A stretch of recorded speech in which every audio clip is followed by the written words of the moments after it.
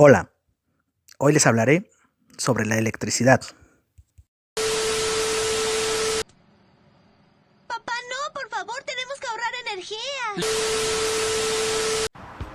La electricidad es una de las fuerzas de la naturaleza y ha estado presente en nuestro planeta desde sus orígenes. Electricidad proviene de la palabra griega electrón, que significa ámbar. Tales de Mileto fue el primero en reconocer que al frotar el ámbar, este obtenía un poder de atracción. Esto hacia el año 600 antes de nuestra era, o sea, hace más de 2600 años. Que el ámbar en nuestro idioma griego se llama electrón. Al frotarlo se electriza y atrae a los cuerpos ligeros. 300 años después, Teofrasto escribió que había otras sustancias con ese mismo poder. Pero fue hasta 1600 que William Gilbert estudió los imanes para explicar el funcionamiento de las brújulas. Él fue el primero en llamarle electricidad. Además, escribió sobre la electrificación de múltiples sustancias, como lo hizo Teofrasto muchos siglos antes. En el año 1600 de nuestra era, el médico inglés William Gilbert demostró que las piedras preciosas como el diamante o la esmeralda también atraían a los cuerpos ligeros. En 1752, Benjamin Franklin demostró la naturaleza de los rayos. Él inventó el pararrayos y con sus estudios determinó que había una electricidad positiva y una negativa. He descubierto el pararrayos. Además, acabo de descubrir que existen dos polos, el polo positivo y el polo negativo. O sea, que hay dos electricidades, la positiva y la negativa. Cuando se juntan ambas, se cierra el circuito y la electricidad se produce. En 1776, Agustín de Coulomb logró medir las fuerzas entre cargas eléctricas y en 1800 Alejandro Volta construyó la primera celda electrostática. Esta fue la primera pila. Alejandro Volta inventó la pila eléctrica. Como premio, en 1801, Napoleón lo nombró senador por el Reino de Italia. Gracias al invento de la pila, otros científicos lograron adentrarse más y más en el estudio de la electricidad, la electroquímica y el electromagnetismo, como Sir Humphrey Davy, quien desarrolló la electroquímica, Christian Ørsted, que descubrió por accidente con sus alumnos el electromagnetismo, y Michael Faraday, que con sus estudios del campo magnético fue fundamental para el desarrollo del concepto de los campos electromagnéticos y el motor eléctrico. Con todos estos datos históricos, tal vez te preguntes ¿qué es la electricidad? Para entenderla, primero debes saber que todo lo que existe, todo lo que nos rodea, está compuesto de átomos. Los átomos están formados por protones, que tienen carga positiva, los neutrones, que tienen carga neutra, y los electrones, que tienen carga negativa. La electricidad es una forma de energía que se manifiesta con el movimiento de los electrones. Existen dos tipos de electricidad: la electricidad estática y la electricidad corriente o corriente eléctrica. Cuando la energía se mantiene en un solo sitio, se le conoce como electricidad estática. Esto significa que no se mueve. La estática ocurre cuando frotas un objeto contra otro. Uno de los objetos gana electrones y el otro los pierde. Hagamos un experimento con la electricidad estática. Necesitaremos un globo, un suéter y cuadritos de papel en un plato. Primero, frotaremos el globo unas 20 o 30 veces en el suéter. Al frotarlo, el suéter le pasa electrones al globo y este queda cargado con electricidad estática. Al tocar el globo, se pueden escuchar pequeños tronidos. Son pequeñas descargas de la electricidad que se está almacenando en el globo. Ya con el globo cargado de electricidad, lo pasaremos por encima del plato con papelitos y podremos ver cómo estos se adhieren al globo. Los papelitos que se adhieren al globo tienen carga positiva. El globo, al frotarse con el suéter, ganó electrones, o sea, carga negativa. Es por eso que se atraen.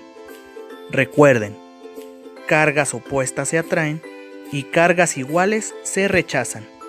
Si no hubiéramos cargado el globo al frotarlo con el suéter, los papelitos no se hubieran pegado a él. La electricidad de las tormentas también es electricidad estática.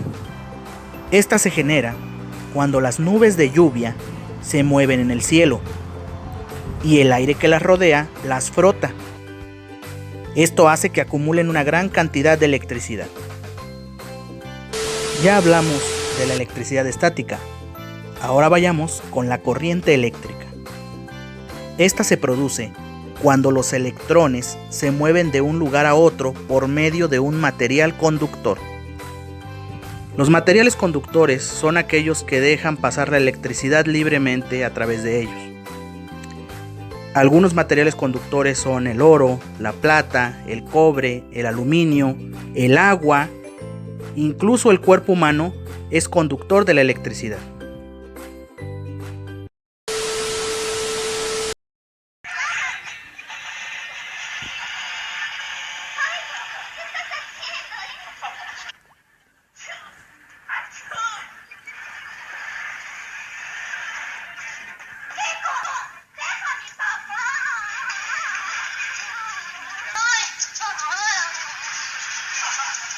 No me lo va a creer, pero...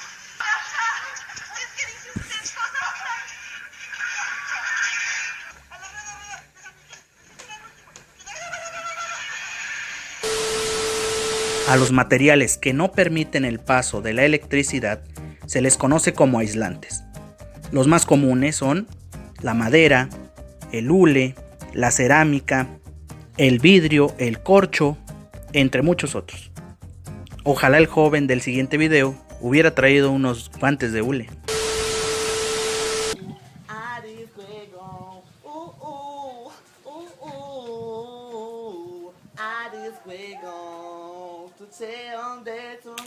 ¡Ay!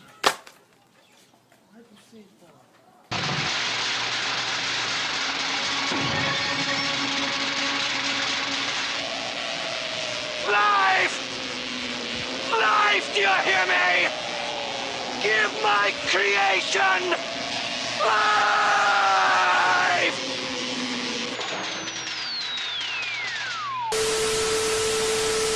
La corriente eléctrica es la que está relacionada con el funcionamiento de los aparatos eléctricos que usamos a diario, como teléfonos, lámparas, televisiones, lavadoras, etc. Para que la corriente eléctrica ocurra, debe haber un circuito. Este es un recorrido cerrado por el cual corre la electricidad. Un circuito normalmente está hecho por componentes eléctricos que se encuentran conectados por cables. Si activas el interruptor, la electricidad fluye por el circuito. Si hay algún corte en alguna parte del circuito, la electricidad no podrá fluir. Bien, ahora haré un circuito eléctrico sencillo. Usaré un foco de 12 volts. Como pueden ver, tiene los dos polos o postes para poder conectarse. Ahí es donde pondré los cables. Como pueden ver, me falta la pila para unir todo el circuito. En este caso, utilizaré una pila de 12 volts, que es la que utilizan los automóviles. La pila de los automóviles también cuenta con un lado positivo y uno negativo. Al unir los cables al poste negativo y al positivo, la energía fluirá por ellos y encenderá el foco. Ahora pondré algunos materiales en el circuito para saber si son conductores o son aislantes. Comenzaremos con un pedazo de unicel. Al pegar el cable, vemos que no enciende. Es un material aislante. Ahora pondremos un pedazo de aluminio y podemos ver que es un conductor. Enseguida pondremos un clavo.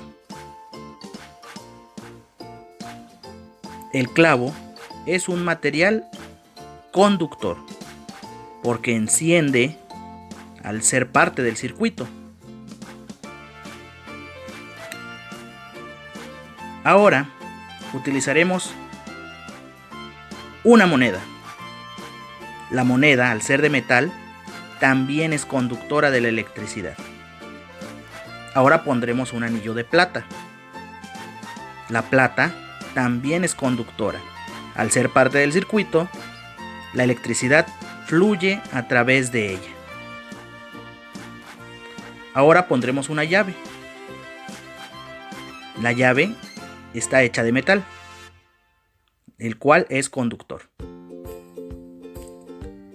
A continuación pondremos un objeto como un corta uñas. También está hecho de metal y por ende, pues también es conductor. Bien, ahora pondremos un pedazo de madera. Vemos que no enciende al ponerlo en el circuito. Quiere decir que es aislante. Ahora pondremos un pedazo de plástico en el que vienen las pastillas. Vemos que no enciende el foco. Esto quiere decir que el plástico es aislante. Aunque tenga un poco de aluminio, sigue teniendo mucho plástico. El vidrio también es un aislante, como podemos ver, no enciende el foco. Y por último pondremos un pedazo de cinta aislante que está hecha de hule. Su mismo nombre lo dice, es aislante. Aunque en la mayoría de los circuitos se utilizan cables, no siempre se necesitan para hacer un circuito. Un ejemplo es cuando las nubes se cargan de electricidad. Se puede crear en el aire partículas con carga que se llaman iones. Los iones trabajan como un cable invisible que une a las nubes con el aire. Así es como se forman los rayos. La electricidad es muy útil, pero también es muy peligrosa. Una descarga eléctrica puede causar severos daños a tu cuerpo. Incluso te puede causar la muerte. ¿Sabes qué hacer si alguien recibe una descarga eléctrica? Si no sabes qué hacer en esa situación, pon mucha atención. Primero, que nuestro organismo es un buen conductor de energía eléctrica. Los principales órganos del cuerpo funcionan con energía eléctrica. El primero es el corazón, también el cerebro y las glándulas endocrinas. Entonces, si usted está en contacto con un cable pelado, se está electrocutando, ¿no?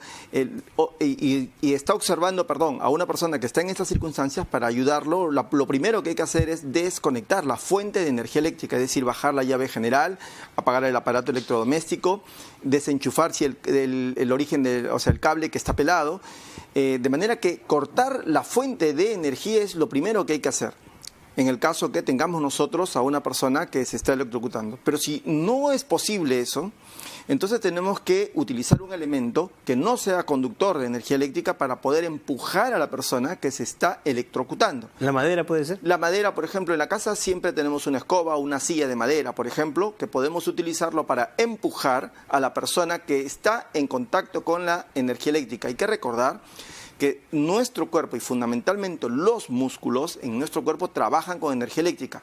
Cuando usted agarra un cable pelado y está recibiendo una descarga eléctrica, todos sus músculos se contraen. Esa es la explicación por la que la persona tiene agarrado el cable y no lo suelta, porque sus músculos están contraídos. Claro. Entonces, allí no hay forma de que ningún razonamiento conlleve a que la persona tiene que abrir la mano para desprenderse del cable pelado, por poner el ejemplo.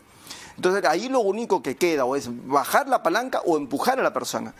Pero no hay que olvidar que la principal fuente de la respiración es la contracción de los músculos. Los músculos son los que permiten la entrada de aire a los pulmones, pero si usted está recibiendo energía eléctrica, esos músculos están completamente contraídos, usted no puede respirar. Aparte de la reacción del músculo que se contrae, ¿qué otros efectos causa la descarga eléctrica en el cuerpo? Bueno, Por ejemplo, a nivel del cerebro, del corazón. En el corazón, que es lo más peligroso, provoca lo que se llama primero la taquicardia ventricular. Como el corazón es un músculo, responde rápidamente a esta gran descarga de energía eléctrica, provocando contracciones demasiado rápidas, por encima de 200 latidos por minuto, haciendo que ese corazón en realidad no bombee nada, porque no tiene tiempo para llenarse de sangre, se contrae antes de llenarse y bombea nada. De manera que el cuerpo deja de recibir aporte de sangre, no recibe oxígeno, no recibe nutrientes, y eso es el equivalente a un paro cardíaco. De la persona en esa situación solo puede sobrevivir 5 minutos. Después de eso sobreviene la muerte cerebral. Claro, la falta de irrigación afecta todo, el cerebro básicamente, ¿no? Y hay que recordar que el órgano más noble del cuerpo, que es el corazón, es el que sostiene la supervivencia del resto de órganos del cuerpo, de manera que lo que hagamos en esos 5 minutos es vital para poder salvar a una persona. Lo peor que se puede hacer a una persona que se está electrocutando es querer agarrarlo con su mano a la persona para pretender jalarlo, porque ya hemos dicho que el cuerpo humano es un buen conductor de energía eléctrica, de manera que usted también se va a electrocutar. Ahora, supongamos que una persona logra que con un pedazo de madera la persona que se está electrocutando se suelte, ¿no? Así es. Lo empujan. En ese momento, inmediatamente, ¿qué hay que hacer? Porque quedan 5 minutos. Así, son 5 minutos vitales. Hay que respirar, hay que rápidamente revisar dos cosas. Está respirando y tiene pulso. Es lo primero que hay que revisar. Si falta alguno de ellos, inmediatamente hay que iniciar lo que se llama la reanimación cardiopulmonar. Si no tiene pulso o el pulso es muy débil, o si no respira, respiración cardiopulmonar. Y en general la regla es 32. 30 compresiones torácicas profundas, tiene que deprimir 5 centímetros el pecho, 30 de esos, y luego usted levanta la mandíbula, tapa la nariz y le da 2 respiraciones boca a boca. Y luego usted continúa en otro ciclo nuevamente de 30. La presión es con las 2 manos, ¿cierto? Con las 2 manos sin doblar el codo. Y hay que hundir 5 centímetros para que sea efectiva la contracción que nosotros hacemos en el tórax durante la reanimación cardiopulmonar. Reanimación cardiopulmonar. Realizamos ciclos de 30-2, 30 compresiones torácicas y 2 insuflaciones. Colocamos el talón de la mano en el tercio medio del esternón. Con los brazos estirados, los hombros deben posicionarse sobre la vertical de las manos. Realizamos compresiones de entre 5 y 8 centímetros de profundidad con un ritmo de 100 compresiones por minuto aproximadamente.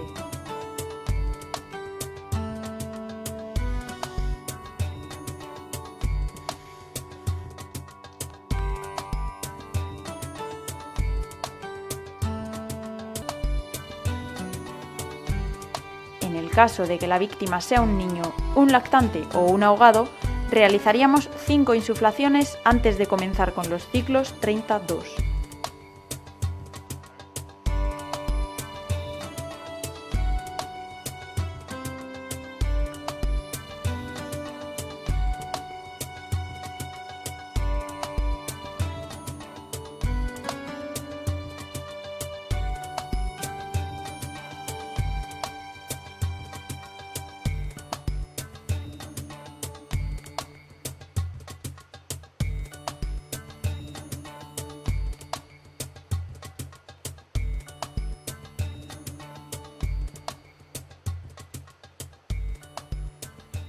Es importante saber RCP, no solo para personas que han sufrido una descarga eléctrica, sino para ayudar a cualquier persona que ha dejado de respirar y su corazón ha dejado de latir. La electricidad que usas en tu casa proviene de plantas o centrales eléctricas. Ahí obtienen la electricidad haciendo girar grandes turbinas. Mediante el viento, el sol, el carbón, el gas, el agua o incluso mediante materiales radioactivos.